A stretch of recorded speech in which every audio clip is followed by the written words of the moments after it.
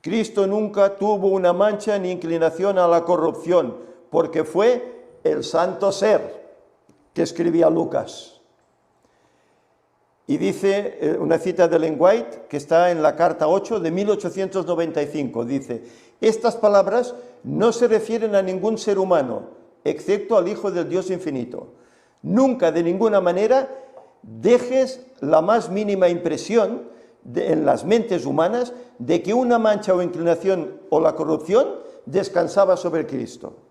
Nunca permitas que se diga, ni pienses, que una corrupción de mancha de pecado estaba en Cristo, o inclinación, o que Él de alguna manera cedió a la corrupción.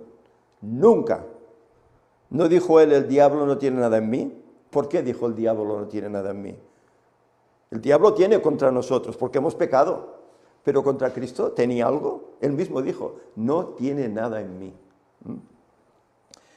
Otra cita, carta 8, 1895. Gracias, molt amable.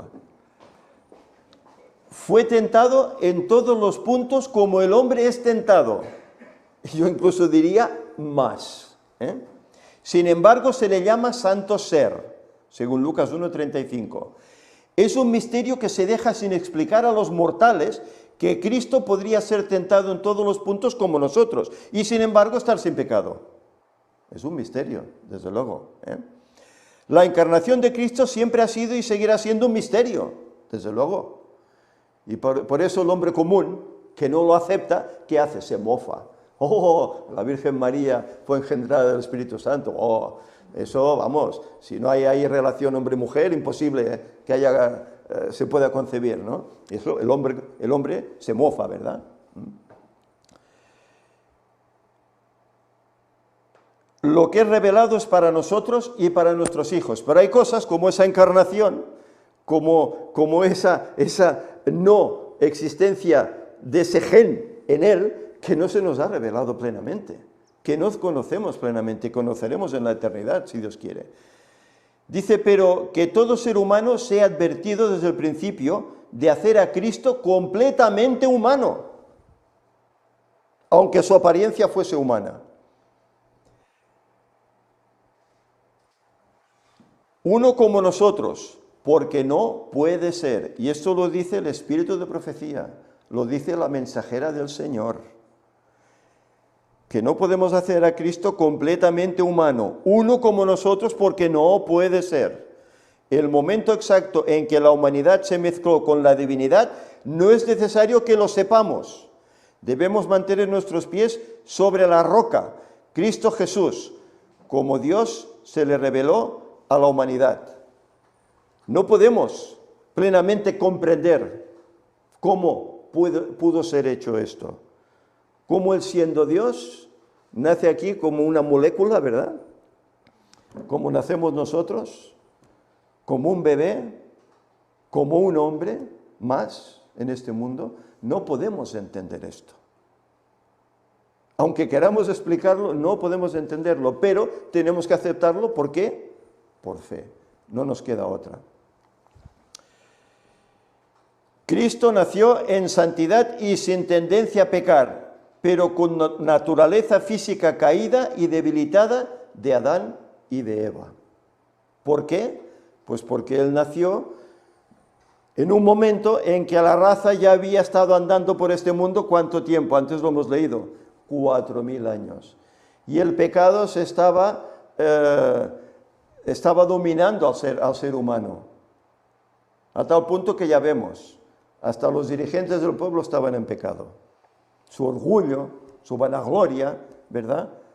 No quisieron aceptar a aquel que era distinto, aquel que venía a redimirles, y le quitan la vida. Y vivían en pecado. Se habían degenerado con esos 4000 años, ¿verdad? Respondiendo el ángel le dijo, el Espíritu Santo vendrá sobre ti, y el poder del Altísimo te cubrirá con su sombra, por lo cual también el santo ser que nacerá será llamado Hijo de Dios. Lucas 1:35, redundamos en ese pasaje porque es importante. Y en los textos originales hay estas palabras, Ayop, que significa santo, ¿verdad? Y la definición es sagrado, físicamente puro, moralmente sin culpa, religioso, ceremonia consagrado. Otra definición de Reina Valera, santísimo, santo. Esta es la definición que se da sobre Cristo. Y el Espíritu, exacto. Esa es la definición que se da.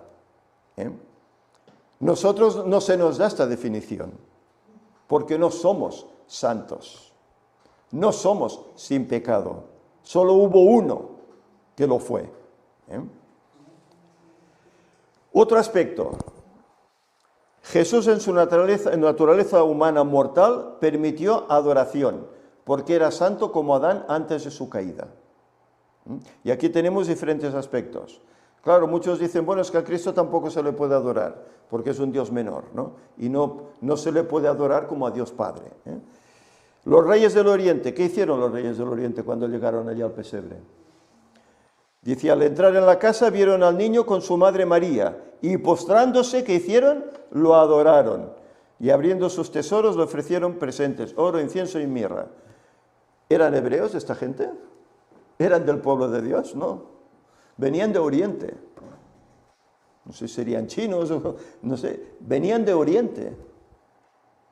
Y ellos habían visto en las estrellas esa estrella de Jacob que iba a salir, profetizada por Balaam, ¿verdad? Y la siguen y llegan al pesebre. Y cuando ven al niño, dice que postrándose le adoraron. Sabían quién era ese niño. No era un niño cualquiera. Era un niño especial. Un niño santo. Por eso le adoraron, porque sabían que ese niño era Dios hecho hombre. Jesús calmó la tempestad en aquella tormenta, ¿verdad? En el lago. Dice, entonces los que estaban en la barca vinieron y le adoraron, diciendo, verdaderamente eres hijo de Dios. Le adoraron, no se cortaron. Estos sí que eran hebreos. Y estos sabían que solo se puede adorar ¿a quién? A Dios. Y van y adoran a Cristo. ¿Por qué? Porque entienden que es Dios. El ciego Bartimeo, aquel ciego que él sanó, que fue interrogado tantas veces, oyó Jesús que le habían expulsado, y hallándole, le dijo, ¿crees tú en el Hijo de Dios? Y él dijo, creo, Señor, y lo adoró, porque entendió que aquel milagro lo había hecho ¿quién? Dios en persona. Jairo, otro, que viene a pedirle que tiene un hijo enfermo, ¿verdad? Que se está muriendo, ¿verdad? Entonces vino un varón llamado Jairo, que era principal de la sinagoga, y postrándose a los pies de Jesús, en adoración, le rogaba que entrase en su casa, postrándose en los pies. Él sabía quién era Jesús, y no pertenecía a todos esos fariseos y escribas, ¿verdad? Jesús era Dios, y fijémonos en esta. Hasta los demonios reconocieron la santidad de Jesús, cuando aún estaba revestido de nuestra humanidad. Y le dicen los demonios, déjanos, ¿qué tienes con nosotros, Jesús Nazareno? ¿Has venido a destruirnos? Yo conozco quién eres, el Santo de Dios. Los mismos demonios identifican a Dios mismo en la persona de Cristo. Eres el Santo de Dios. Y estamos en lo mismo. Significa sagrado, físicamente puro, moralmente sin culpa, santísimo, santo. Es lo que significa esa palabra. Y ahora vamos a utilizar aquí unas páginas breves, son 4 o 5 diapositivas, sobre un tomo del Comentario Adventista. Pero son palabras de Ellen White sobre Juan 1:1, concernientes a la naturaleza de Cristo. Y ella nos dice lo siguiente. Esto está en el tomo 5, las páginas 1102 y 1103. Lo podéis comprobar, si tenéis el Comentario Bíblico Adventista. Dice ella, y utiliza, fijaros, Lucas 1, 31 al 35, 1 Corintios 15, 22, 45, Hebreos 4, 15, etc. Y el mismo capítulo de Juan 14:30. Dice, sed cuidadosos, sumamente cuidadosos, en la forma en que os ocupáis de la naturaleza de Cristo. No lo presentéis ante la gente como un hombre con tendencia al pecado. Él es el segundo Adán. Fijaros, no lo presentéis ante la gente como un hombre con tendencias al pecado. Y lo escribe Ellen White a su pueblo adventista. Y muchos adventistas dicen, no, es que él tenía tendencia. ¿No lees Ellen White? Bueno, él es el segundo Adán. El primer Adán fue creado como un ser puro y sin pecado, sin una mancha de pecado sobre él. Era la imagen de Dios. Podía caer y cayó por la transgresión. Por causa del pecado, su posteridad nació con tendencias inherentes a la desobediencia. Todos hemos nacido así. Antes en la escuela sabática hablábamos, ¿verdad?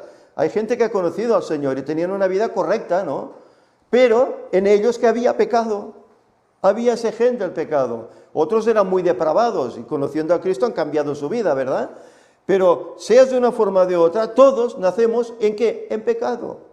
Nacemos aquí en este mundo, nacemos en un mundo pecaminoso, nacemos con el pecado, del cual transgredieron Adán y Eva. Pero Jesucristo, dice, era el unigénito Hijo de Dios. Tomó sobre sí la naturaleza humana y fue tentado en todo sentido como es tentada la naturaleza humana. Podría haber pecado, podría haber caído, pero en ningún momento hubo en él tendencia alguna al mal. Otra vez se está repitiendo lo mismo. En él no hubo tendencia alguna al mal. Fue asediado por las tentaciones en el desierto como lo fue Adán, por las tentaciones en el Edén. Pero en él no hubo tendencia al mal. ¿Por qué? Porque era un santo ser, distinto a nosotros. Dice más, evitad toda cuestión que se relacione con la humanidad de Cristo, que pueda ser mal interpretada. La verdad y la suposición tienen pocas similitudes. Al tratar de la humanidad de Cristo necesitáis ser sumamente cuidadosos en cada afirmación, para que vuestras palabras no sean interpretadas, haciéndoles decir más de lo que dicen, y así perdáis u oscurezcáis la clara percepción de la humanidad de Cristo combinada con su divinidad. Su nacimiento fue un milagro de Dios, pues el ángel dijo, y ahora concebirás en tu vientre, y darás a luz un hijo, y llamarás su nombre Jesús. Este será grande, y será llamado Hijo del Altísimo, y el Señor Dios le dará el trono de David su padre, y reinará sobre la casa de Jacob para siempre, y su reino no tendrá fin. Entonces María dijo al ángel, ¿cómo será esto? Lo hemos leído antes, ¿verdad? Pues no conozco varón. Respondiendo el ángel le dijo, el Espíritu Santo vendrá sobre ti, y el poder del Altísimo te cubrirá con su sombra, por lo cual también el santo ser que nacerá será llamado Hijo de Dios. Y Elena White, pues, corrobora esas palabras del pasaje bíblico. El santo ser que nacerá, que no tenía tendencia ninguna al mal, porque era santo. ¿Era concebido por quién? ¿Por un hombre? No, por el Espíritu Santo. Y veremos que dice, incluso un libro que está editado en la iglesia, del cual no he puesto aquí diapositivas porque, bueno, leí el principio y ponía que tenía copyright, digo, para no evitar problemas, que luego no nos quiten el sermón de YouTube, pero sí que tengo unas notas, que por cierto los he dejado ahí en el móvil, que luego leeremos. Es un libro editado en la iglesia y aceptado por la Conferencia General, y habla sobre la verdadera naturaleza de Cristo, y dice unas cosas tremendas. Cosas que no sé, para mí que muchos hermanos no han leído ese libro. Es las 27 creencias adventistas. Es el que tengo yo, ahora sé que hay otro que es 28 creencias, pero este que tengo yo es de los años 80 y tantos. Estas palabras, dice, no se refieren a ningún ser humano, excepto al Hijo del Dios infinito. Nunca dejéis en forma alguna la más leve impresión en las mentes humanas de que una mancha de corrupción o inclinación hacia ella descansó sobre Cristo. No tuvo ninguna mancha, no tuvo ninguna duda ante el pecado, sabía lo que era pecado y lo afrontó y lo venció.